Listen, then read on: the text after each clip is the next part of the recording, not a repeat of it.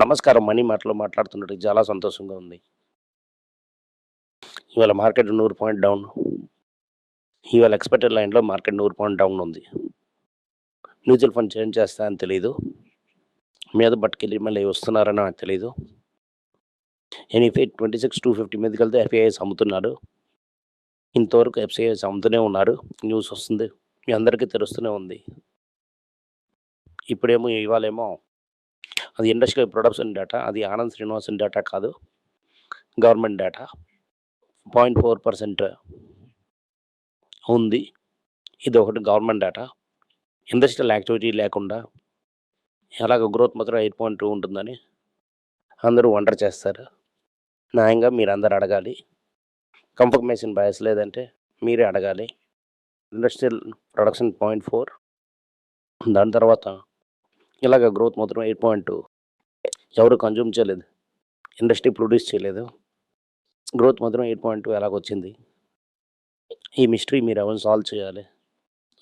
అందరూ ప్రజలు రేట్లు పెరిగాయని చెప్తున్నారు. గవర్నమెంట్ ఆ రేట్లు పెరగలేదన్నది ఈ మిస్టరీ మీరు సాల్వ్ చేయాలి. ఇదంతా మేరేమో మార్కెట్ తలకు లింక్. ఆఫీసర్ స్పీకర్స్ ఒకటి చెప్తున్నది, రియాలిటీ ఒకటి చెప్తున్నది, మార్కెట్ పీరియడ్ 3 చెప్తున్నది. గోల్డ్ తలకు 12,040 రూపాయలు ఉంది. మీరందరూ జిఎస్టీ మేకింగ్ ఛార్జెస్ కలిపారంటే గోల్డ్ రేట్ 13,000 వెళ్తుంది. ఇది ఇలాగనే ఉంటుంది. ఇలాగ డిసెంబర్ మీటింగ్ అయిన వరకు అమ్మగారు ఎల్ఐసి గురించి మాట్లాడుతున్నప్పుడు మనందరూ స్టాండర్డ్ ఆపరేటివ్ ప్రాసెస్ ఫాలో చేసి అదానికి మేము ఇన్వెస్ట్ చేసాం. కొన్ని వేల కోట్లు ఇన్వెస్ట్ చేసినా కూడా మేమందరం కరెక్ట్గా చూసుకొని చేసాం. ఏంటి అడుగుతున్నాం అమ్మగారు, మీరు ఎందుకు రిలయన్స్ అదానికి రోడ్ వేస్తున్నారు? ఎందుకు టీవీఎస్కి అదే ఓటు టీవీఎస్కి ఎందుకు వేయడం లేదు? నేను చైర్మన్ ఉండకూడదని ఓటు చేస్తారు. కుటుంబంలోనే ఉంచారు వాళ్ళందరూ. రిలయన్స్ బోర్డులో అది తప్పని చెప్పడం లేదా? ఏం ఫేవరెటిజం అంటే? ఉప్పు ఉందంటే పొడి కూడా ఉందని చెప్పకండి. రూపాయి కష్టపడి 89.50 వరకు ఉంచారు. కొన్ని $100 అమ్మేసి మళ్ళీ వాళ్ళ మార్నింగ్ ఏమో 89.85 వరకు వెళ్ళిపోయింది. మళ్ళీ $60 అమ్మారంటే మళ్ళీ 89.50 వెళ్తుంది. రియల్ వాల్యూ అక్కడికి పోతుంది 89.85. మీరు కొన్నారంటే 3% ప్రీమియం వేస్తారు. ₹90 మీదనే యాక్టబుల్ రూపాయి. మీరు వెళ్ళి డాలర్ కొన్నారంటే 90 దాటిపోయింది. చట్టంకి ఒక ₹8, 8 నుండి 10, 8 to 9 రూపీస్ తక్కువ మీరు కొనడానికి. ఇప్పుడు ఒక పాపులర్ నెరేటివ్ ఒకటి వస్తున్నది. ఈ రూపాయి పడ్డం నార్మల్. ఎస్పెషల్లీ సుందరం మ్యూచువల్ ఫండ్స్ ఉన్న వాళ్ళందరూ మనం 20 ఇయర్స్ చార్ట్ చూస్తున్నాం. ఎవ్రీ ఇయర్ 3% పడింది. ఈ సంవత్సరం 4% పడింది. ఇది ఎంత పడిందాక ఇది కదా అని చెప్తారు.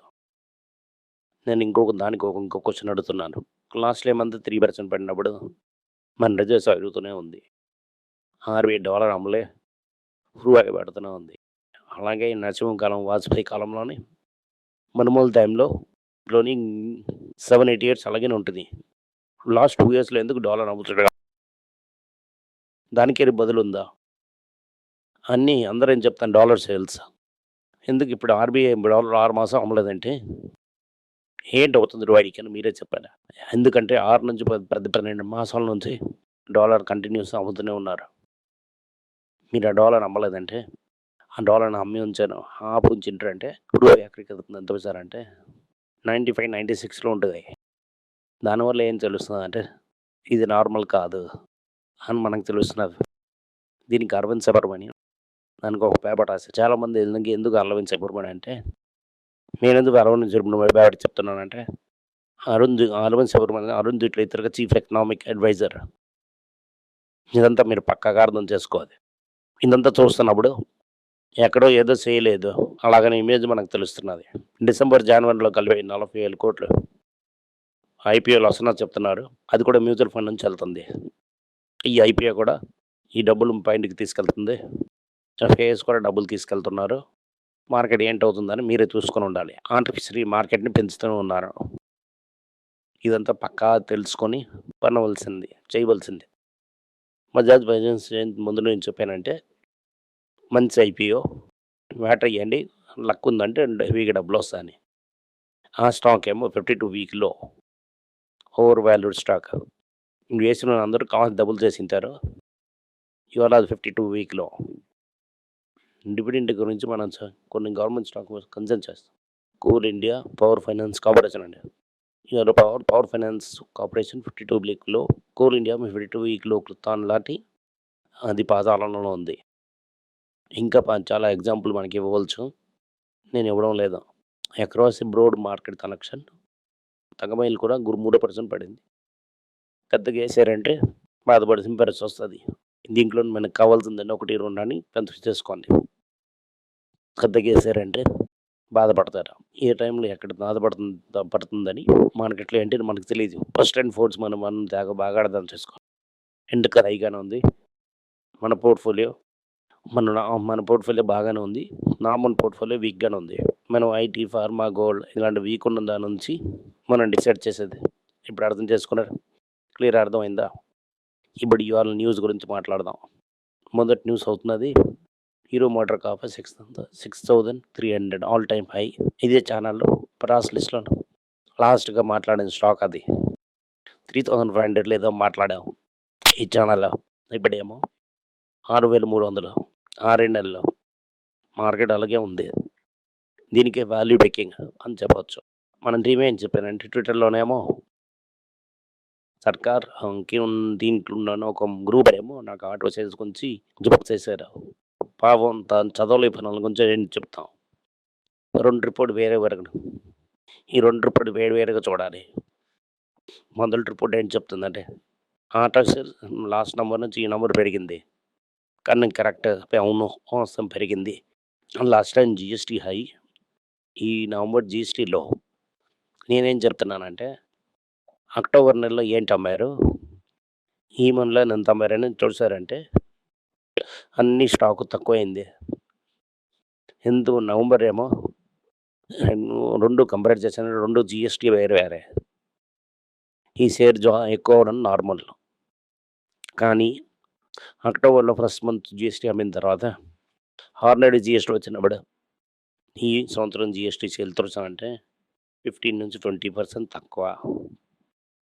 సో నేను చెప్పింది అక్టోబర్ టు నవంబర్ సేల్స్ మీరు అర్థం చేసుకుని, నవంబర్ టు నవంబర్ సేల్స్ నేను చెప్పింది యాపిల్ టు యాపిల్ కంపేర్ చేయండి. జిఎస్టీ రేట్ వచ్చి మీరు కంపేర్ చేయడం అంది. యాపిల్ని ఆరెంజ్ని కంపేర్ చేసి అవసరంగా మన నాకు కొట్టడం, దీనికే కన్ఫర్మేషన్ బయాస్ అంటారు. ఏదో ఒక విషయం మీ తరలో తిరిగిపోయింది అనుకోండి, సిమెంట్ వేసి కాంక్రీట్ వేసి ఫిక్స్ అయిపోతుంది. అలాంటి వాళ్ళు ఎందరూ ఫ్రాక్స్ చెప్పినా కూడా ఆ త్రమంట్ నేలకు తగిలి బాల్స్ బౌన్స్ వచ్చినట్టుగా బౌన్స్ అయ్యి బాల్ వస్తుంది. ఇలాగ ఉంటారంటే మీరు ఇన్వెస్ట్మెంట్ చేయలేరు. ఇన్వెస్ట్మెంట్ నేను తప్పు చేస్తాను, మీరు కూడా తప్పు చేస్తారు, వారం రోజులు తప్పు చేస్తారు.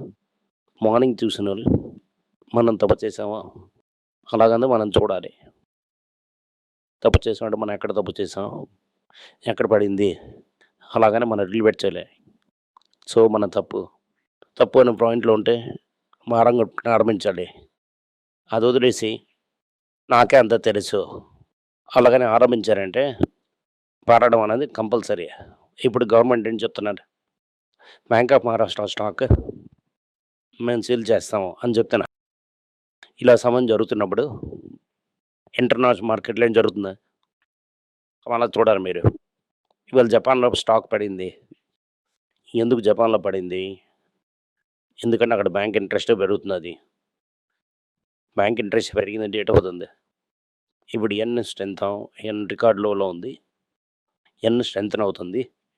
దానివల్ల ఏమో కంపెనీలకు ప్రాఫిట్ తగ్గుతుంది. దాని తర్వాత కంపెనీలకు స్టాక్ వాల్యూ తగ్గుతుందని అది పడింది. కానీ మీద నైట్ 10-year బాండ్ డిమాండ్ చాలా స్ట్రాంగ్గానే ఉంది. ఇంత స్ట్రాంగ్గా ఉంటుందని నువ్వు ఎదురు చూడలేదు. అలాగనే అపిటేట్ ఉంది, కానీ మార్కెట్లో ప్రెషర్ లేదు. అర్థమైందా? ఇది అవుతుంది 2 కాంట్రా న్యూస్. రేట్ పెంచామంటే స్టాక్ మార్కెట్ పడుతుంది. ఆల్రెడీ ఎవరు బాండ్ అనుకున్నది ప్రాబ్లం లేదని. నిన్న 10-year బాండ్ మార్కెట్లో నార్మల్గా ఉంది. దీనివల్ల ఏంటంటే లాస్ట్ టైం జరిగిన ఒక ఇన్సిడెన్స్ నుంచి జపాన్ ఐరన్ లేడీకి ఇదే వ్యత్యాసం. అక్కడ బాండ్ మార్కెట్ ఒక ఇదిలో ఉంది. ఇవాళ బాండ్ మార్కెట్ మీద స్టాక్‌ని కొట్టేస్తుంది. ఇప్పుడేం మనుషులకు నేర్చుకోవడం లేదా? చాలామంది సర్క్యులర్ ట్రేడ్ అని అందరూ మాట్లాడుతారు. ఈ కొత్తగా సర్క్యులర్ ట్రేడ్ అనౌన్స్ చేశారు. సినాప్సిస్ అని ఒక డిజైన్‌లో ఉన్న కంపెనీలు మేము $2 బిలియన్ ఇన్వెస్ట్ చేస్తున్నాం అని అంటున్నారు.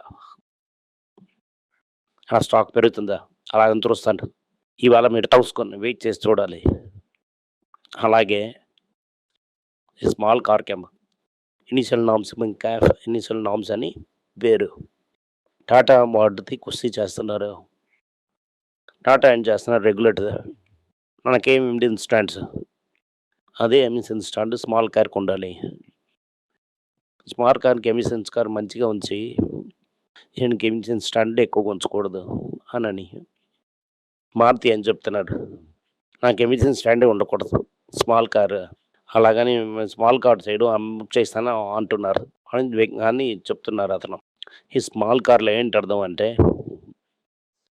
ఆ కార్ ఏమో 4 మీటర్లోనే ఉందంటే 900 కేజీస్ వే చేసిందంటే దానికి 3 గ్రాముల CO2 ఎక్స్ట్రా చేయగలం. పొగ అంటే దమ్ము తీసుకోవచ్చు అనే ఒక న్యూస్.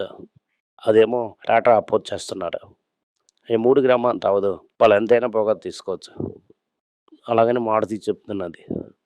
ఓవరాల్ మారుతి అమ్మిన కారే వ్యాగనార్ స్విఫ్టే. దాని మధ్యలో వస్తున్నట్టు కత్తి. టాటా ఏం చేస్తున్నారంటే క్లియర్ నెంబర్ 2 పొజిషన్కి వచ్చేసారు. స్మాల్ కార్ ఏదైనా ఖాళీ చేసామంటే కరెక్ట్ అక్కడి నుంచి సేల్స్ ఇక్కడికి వస్తుంది. దీని నుంచి మనం ముందుకెళ్ళిపోతాం. ఆల్మోస్ట్ ఈక్వల్ అయిపోతాం. అలాగని లెవెల్కి వెళ్ళిపోయారు. గవర్నమెంట్ ఏం చేస్తుంది? Indian company Tata Mahindra help చేస్తుందా? వాళ్ళు జపాన్ కంపెనీ మారుతికి హెల్ప్ చేస్తుందని వెయిట్ చేసి చూద్దాం. ఇది ఇవాళ న్యూస్ అనేది. ఈ న్యూసెస్ అంతా మీ వల్ల చూసుకొని మార్కెట్లోని 1-2 ఇన్వెస్ట్ చేయండి. 8980లో 3% మార్కెట్లో 92.70 పైసా. సో 89.80 పైసాకి డాలర్ కొనవచ్చు. ఇది ఉన్న రియాలిటీ. ఎంత శీఘ్రంగా సెంచురీ వెళ్తుందని చూద్దాం. Thank you. నమస్కారం.